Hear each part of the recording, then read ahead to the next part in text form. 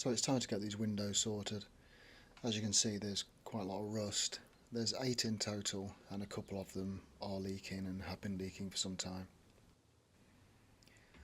So after doing the first 4 windows down one side of the boat, what I realised is there's quite a lot of rust and dirt got inside the boat.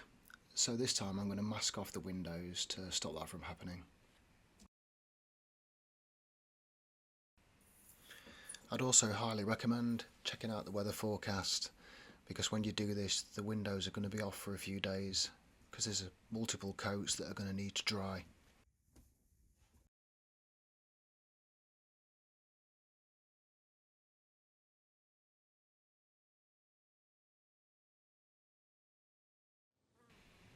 So now we've done that, we can get this window out.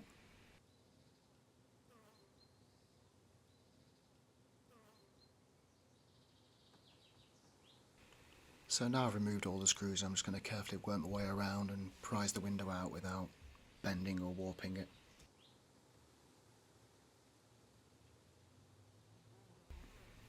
So we can see where there's a fair bit of rust around the window, and we can see here definitely where the water will be getting in and then flowing around the window frame inside.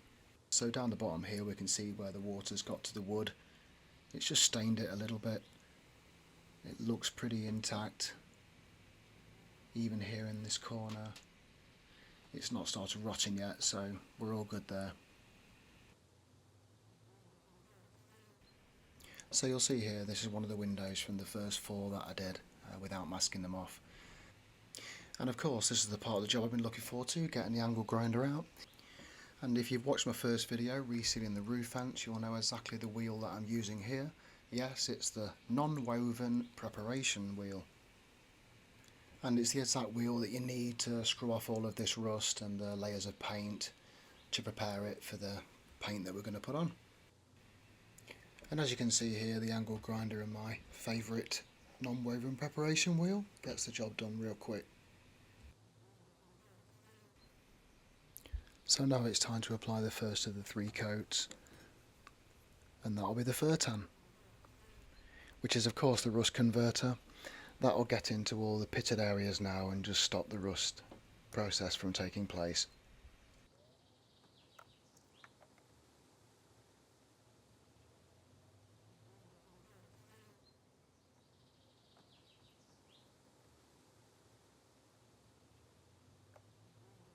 And here's the other windows getting the Fertan treatment, but I've included this for you just to show that I've reinforced the black bin liners by crossing them over with masking tape there, as you'll see. It had got pretty windy this day and the windows were looking like they were going to blow through. So once the Fertan had dried, I gave it a little key with the orbital sander and then painted the red oxide. So I then allowed the red oxide to dry for the rest of the day. I pushed the windows back in place overnight, and now I'm popping them back out again to apply the top layer.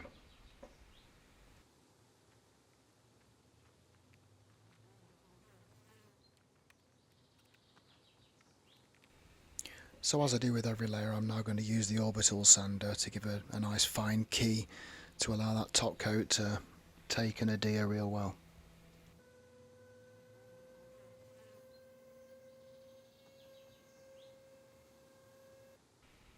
So now I'm just making my way around with the tack cloth, get rid of all the dust and clean the surface up for the top coat.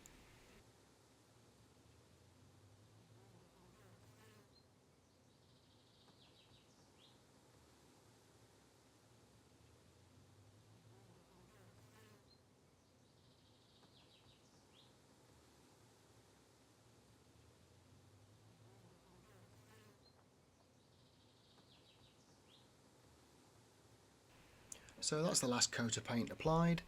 The top coat just needs to be left to dry. So I'm going to show you what you need to do to clean up the window frames.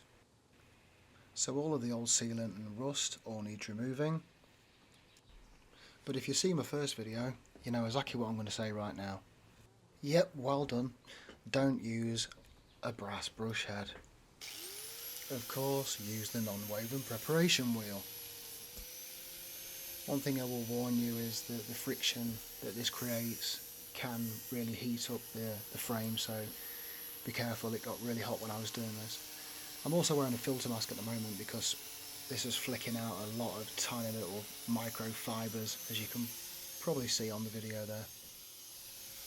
And what's good about using this is it's cleaning it all up, it's removing all the old sealant and any rust, and it's also providing a good abrasive key to the surface, so the adhesive's going to really take well.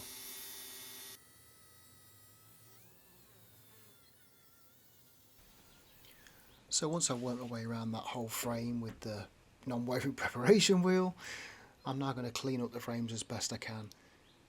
So I did a little bit of research on this, and I found out that WD-40 is good for cleaning aluminium. So I'm just going to go around with the soapy water first, and then I'm going to spray the WD-40 on. And as you can see, I'm using a pan scourer here, but I've got a few other abrasive items to use. I've got the stainless steel wire ribbon scourer as well to use, so we'll see which works best.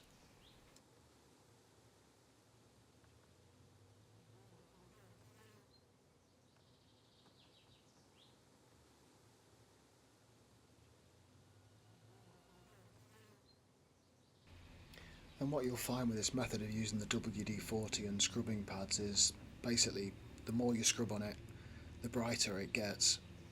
But remember, if you've got multiple windows to do, you're going to have to match that effort and time up on each window if you want them all to look the same. And the last thing I'm going to do with prepping the windows is cleaning the window seals.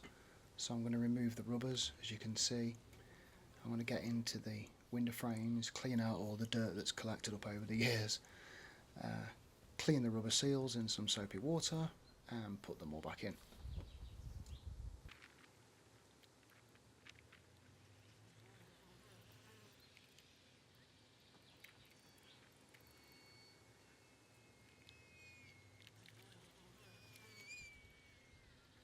So now the frames are all sorted, they've been scrubbed, cleaned and resealed. The exterior paint on the boat is dry, so they're ready to go back in.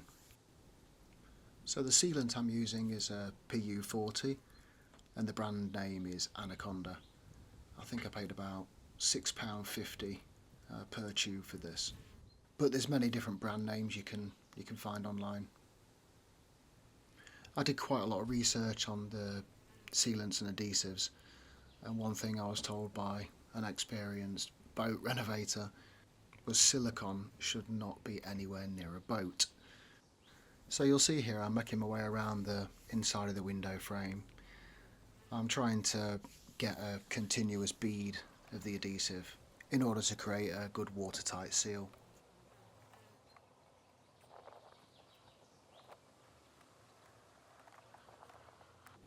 So once again, before you put the window back in, just give it a good wipe around and get rid of any dust or dirt.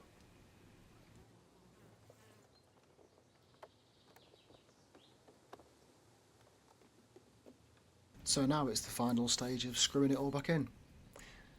So something I learned after doing this was it's a good idea to put a little bit of sealant on each of your screws to make sure that no water can get in through the screw holes there. So I set out with the original intention of having these windows look really clean and so you couldn't see any excess sealant. But I found out that was a bit of a nightmare. It dries really quite fast, and when you're trying to wipe it off you can end up pulling some out, and as you can see it smears. So on later windows I just whacked it all on and allowed it all to dry, and later I might come back and tidy it up, cut it. The beauty about the PU4O is you can easily paint over the top of it as well. So obviously the real test of whether you've done this job successfully or not is the next time it rains. So the next time it rained I came back to the boat and 2 out of 8 of the windows were letting in some water. But it was just a case of going back outside and having a look at them and seeing where the water might be getting in, and then just reapplying some more of the sealant, and sure enough that worked. The whole boat's now watertight, so in the end it was a successful job. What I will say is it's quite a big job really, and if I was going to do it again and I wanted to really streamline the job and make it as quick and efficient as possible, is I would look at the drying times for the paints, so you can plan it in a bit better. I was fortunate with the weather. I did each side of the boat without any heavy rain. So, needless to say, when I finished those windows, I was pretty damn pleased. Well, I hope you found this video useful. Please drop any comments down below and like and subscribe. Thanks, bye.